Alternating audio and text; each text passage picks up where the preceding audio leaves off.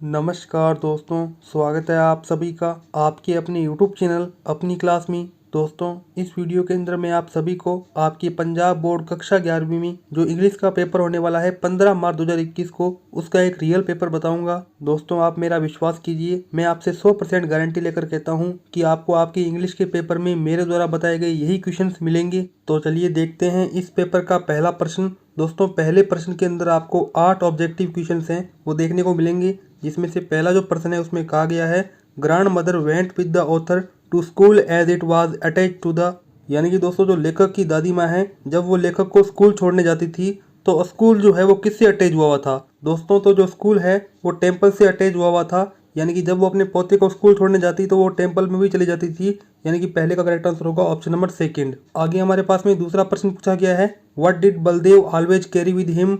आगे हमारे पास में तीसरा प्रश्न पूछा गया है बारोन हाउसबर्ग वाज, यानी कि दोस्तों जो बारोन हाउसबर्ग है वो क्या रिचेस्ट मैन ऑफ यूरोप था या फिर रिचेस्ट मैन ऑफ यूएसए था, आपको ये बताना है। तो आगे देखते हैं, हमारे पास में चौथा प्रश्न पूछा गया है डिसिप्लिन बिगिंस विद, उसके आगे आपको फिल इन द ब्लैंक्स दे रखा है, तो आपको बताना होगा कि यहाँ पे सोल्जर्स आएगा, ऑफिसर्स आएगा, वर्कर्स आएगा या फिर टीचर्स आएगा। तो दोस्तों आप बता सकते हो आसानी से। आगे हमारे पास में पांचवा प्रश्न पूछा गया है who stole the peasants bread, यानी कि दोस्तों जो पीजेंट है किसान है उसकी ब्रेड किसने चुराई, आपको ये बताना है। आगे हमारे पास में छठा प्रश्न पूछा गया है स्टेट वेदर ट्रू और फॉल्स, यानी कि दोस्तों आपको ट्रू और फॉल्स की पहचान है वो करनी है। तो देखिए वाक्य है civilization generally grow on the banks of the rivers, तो आपको बताना है कि ये वाक्य सत्य है या असत्य है। उसी के आगे दूसरा वाक्य है water conservation is the need of the day, जी हाँ दोस्तों जल संरक्षण है वो यहाँ पे आज के दिन में बहुत जरूरी है, तो ये हमारे पास में क्या है ट्रू वाक्य है। आगे हमारे पास में सातवां प्रश्न है fill in the blanks you please stop talking, तो इसमें आपको बताना है कि इस ब्लैंक के अंदर कौन सा शब्द आएगा और इसमें कौन सा मॉडल आएगा। आगे हमारे पास में आठवां प्रश्न पूछा गया है the boy said I take exercise daily, तो दोस्तों आपको इस वाक्य को क्या करना है नरेशन में चेंज करना है। आगे हमारे पास में इस पेपर का पार्ट सेकंड आता है रीडिंग सेक्शन।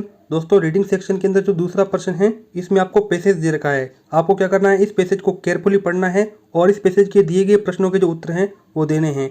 जैसे कि पैसेज में है हिरोशिमा, दोस्तों हिरोशिमा के अंदर क्या हुआ था, परमाणु बम गिरा था और हिरोशिमा कहाँ पर है, जापान में है। तो दोस्तों आपको हिरोशिमा से संबंधित ये पैसेज दे रखा है, तो देख सकते हैं इसमें आपको पॉपुलेशन वगैरह बता रखी है कि हिरोशिमा की पॉपुलेशन 2.5 लाख है और इसके अंदर जो मरे थे वो कितने सोल्जर्स थे। तो देखिए यहाँ पे पहला प्रश्न, दूसरा प्रश्न, तीसरा प्रश्न, चौथा, पांचवा, ये जितने भी प्रश्न हैं इनके उत्तर जो है वो आपको पैसेज में मिल जाएंगे। दोस्तों तो यहाँ पर मैं आपको एक बात कहना चाहूँगा कि मैं आपको जितने भी प्रश्न बता रहा हूँ आप इन प्रश्नों को कृपया करके अपनी कॉपी पर लिखते जाइए। दोस्तों इससे होगा यह है कि जैसे ये वीडियो पूरी खत्म होगी तब आप इन प्रश्नों का दोबारा से रिवीजन है वो कर सकेंगे। तो आगे देखते हैं, हमारे पास में तीसरा प्रश्न पूछा गया है। दोस्तों तीसरे प्रश्न के अंदर आपको एक स्टांजा दिया गया है, आपको बताना है कि ये स्टांजा कौन सी पोइम से लिया गया है और इस स्टांजा को किस पोइट ने लिखा है। जैसे कि पहला प्रश्न है right the name of the poem and the poet of the given stanza. दोस्तों तो आप देख सकते हैं उसी के आगे दूसरा प्रश्न, तीसरा प्रश्न, चौथा प्रश्न और वहीं दोस्तों हमारे पास में एक और स्टांजा दिया गया है उसी के अथवा में।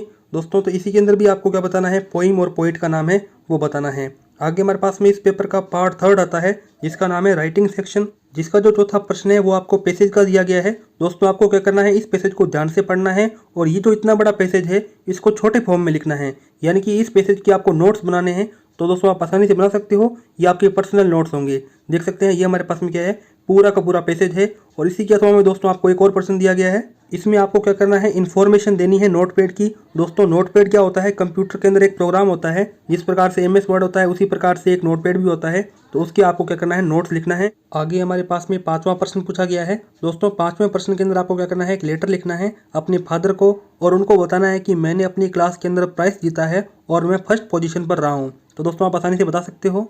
दोस्तों पांचवें प्रश्न के अथवा में भी आपको एक और लेटर लिखना है और दोस्तों ये जो लेटर है वो पुलिस कमिश्नर को लिखना है और उनको कंप्लेनिंग करनी है कि मेरे एरिया के अंदर जो थेफ्ट हैं, चोरियां हैं वो बहुत ज़्यादा बढ़ रही है, इसलिए आप पुलिस कमिश्नर को जो लेटर है वो आसानी से लिख सकते हो। आगे हमारे पास में इस पेपर का चौथा पार्ट आता है जिसका नाम है ग्रामर एंड ट्रांसलेशन।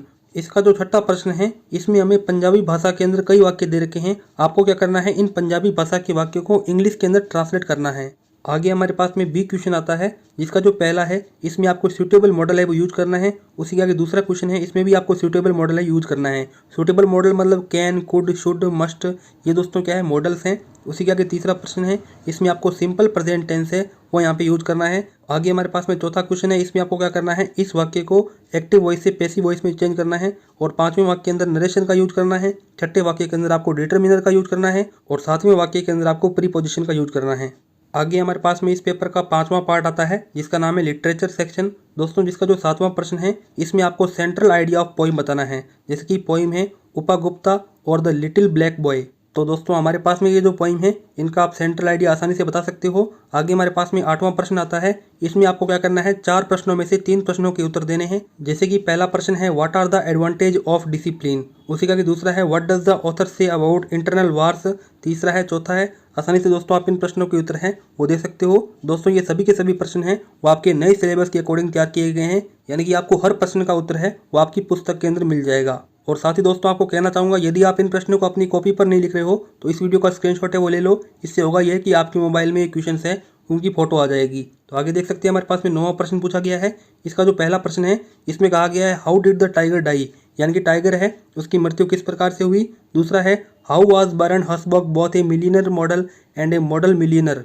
इसी के आगे हमारे पास में 9वें का तीसरा प्रश्न पूछा गया है। आगे हमारे पास में 10वां प्रश्न आता है, इसमें बताना है कि right brief sketch of Baldev, यानी कि जो बलदेव है उसका चरित्र किस प्रकार से था आपको ये बताना है। और इसी के 8वां में है what made the devil happy, यानी कि जो डेविल है वो किस प्रकार से हैप्पी हुआ। दोस्तों आपको प्रत्येक प्रश्न के आगे ये मिल जाएगा कि ये प्रश्न कौन से चैप्टर से आया हुआ है। और अब हमारे पास में इस पेपर का अंतिम प्रश्न आता है 11वां। देखिए how does the author explain each of the fundamental freedoms. दोस्तों ये प्रश्न है the earth is not ours, वहां से आया हुआ है। दोस्तों 11वें प्रश्न के 8वां में भी आपको एक प्रश्न दिया गया है, इसमें आपको एक नोट तैयार करना है। हमारे पास में टॉपिक है नेसेसिटी ऑफ कंजर्वेटिंग वाटर, यानी कि जल संरक्षण क्यों जरूरी है। इस पर आपको क्या करना है, एक नोट तैयार करना है। तो दोस्तों इस प्रकार से मैंने आपको इस वीडियो के अंदर आपके पंजाब बोर्ड कक्षा 11वीं में जो इंग्लिश का पेपर होने वाला है 15 मार्च 2021 को, उसका एक रियल पेपर बताया। दोस्तों यदि आपको ये क्वेश्चन अच्छे लगे हों तो इस वीडियो को लाइक कर दो, चैनल को सब्सक्राइब कर दो। और साथ ही यदि आपका कोई ऐसा फ्रेंड है जो कि आपके साथ क्लास 11 में पढ़ता हो और उसका भी इंग्लिश का पेपर होने वाला हो तो उसको भी ये वीडियो शेयर कर दो, ताकि वो भी इंग्लिश सब्जेक्ट के अंदर अच्छे से अच्छे नंबर ला सके। तो दोस्तों अब इस वीडियो में तो इतना ही था, अब मिलते हैं किसी अन्य वीडियो में, तब तक के लिए जय हिंद जय भारत।